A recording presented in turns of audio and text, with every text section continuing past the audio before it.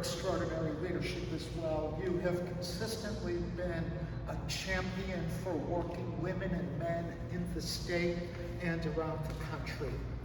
And as Mario said, we don't even have to ask you for your support because we share a common vision. And it is such a pleasure, such a delight to have you as a leader in our country. Thank you for your leadership. And Mario, I've known you for decades. And I've known you consistently to be one of the strongest voices for people in our state, the organized and the unorganized. And I want to thank you for your leadership as well.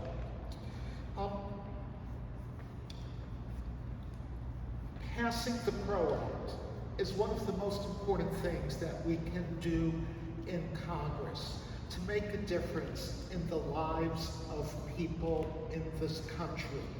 Not only does it protect working people's right to have a union, what it also does is it makes sure that working people are going to be able to earn what they should be earning. It is a way to revive and maintain a middle class in our country.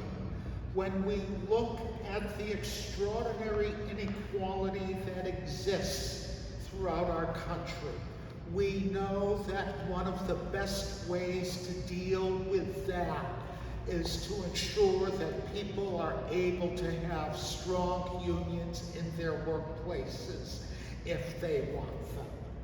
Polling has consistently shown that most workers in this country want a union. And if it were not for employer interference and intimidation, they would have one.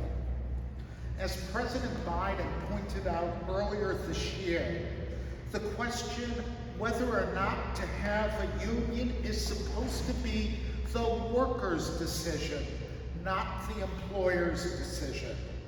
But too many employers do whatever they can to snuff out union organizing efforts, even by illegal means, knowing that there are no meaningful penalties for their behavior. They prefer a minor slap on the wrist sometime down the road if that means they have killed the union organizing drive in the process. We have seen this time after time. Working people are denied a voice at work because of weak protections in the law. The extent to which an employer will go to crush any union organizing was in full view earlier this year in Bessemer, Alabama, during the ongoing Amazon warehouse organizing campaign, where Amazon left no stone unturned in its efforts to interfere and intimidate. And here in New York City, we saw it as well at Housing Works, where the employer did everything possible to delay the union election. Despite constant delays and obstacles put up by their employer, the workers prevailed. But it should not take workers who overwhelmingly want to exercise their right to join a union 2 years to accomplish their goal. Employers shouldn't be allowed to continually game the system to try to squeeze the life out of organizing drives by their workers. We're going to be hearing shortly from Brian Flaherty, a worker at Housing Works who was a leader in that campaign.